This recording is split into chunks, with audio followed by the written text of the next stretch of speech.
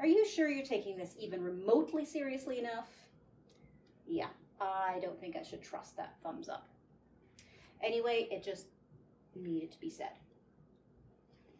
Okay, we can start any time now. We've already started. Okay, thanks. Welcome to another South Central Regional Library video. Hi, I'm Linda and I'm a librarian, and today my assistant and I are going to tell you the story about Yussif's boring evening. And this is Yussif. Yussif had a boring evening ahead of him, and he was happy about it. Life had been a little too exciting in the last while. Why, only this afternoon he had been paddling his kayak across the lake when a giant hand had reached up and pulled the kayak out from under him, and he had had to swim to shore. That was a little too exciting, thank you very much. Yussif wanted quiet and ordinary and normal and boring. So he was going to do his chores, he was going to read his favorite book, and he was going to go to bed. But first, chores. And the first chore was milking. So Yussif went out to the milking barn to do the first chore of the evening, milking the octopus? Right, because octopuses, octopodes? Still doesn't sound right. The octopus, like the squid, produces ink, and Yussif and his family were working on how to get lots of octopus ink without hurting the octopus. Yussif's dad thought there might be a market for that kind of thing. Anyway, so Yussif carefully milked the octopus. He didn't get any ink on him this time, so that was pretty boring, and boring was good. Next, Yussif went over to the stable and looked through the window to check on his horse. And he saw that his seahorse was swimming around in the trough, looking very happy. So Yussif just made sure that there was plenty of food and clean water for the seahorse, and then he went and cleaned up a few corners of the stable. Nice, quiet, boring. And boring was good. But then Yussif started to notice that there was a lot of noise coming from the pigsty. So he went over to the pigsty to investigate, and there in the middle of the trough, making rather a lot of noise, was a large yellow and orange fish. Okay, said Yussif. This is all too weird. I can't pretend this is boring anymore.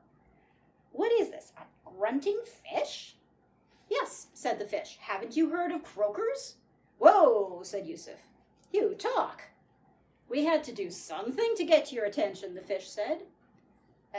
We? Said Yussif. Yes, we.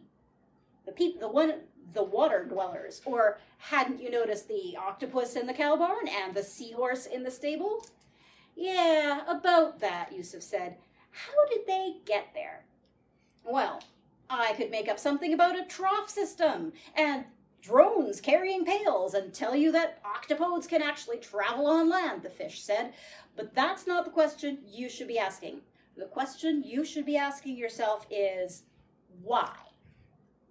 Okay, said Yussif.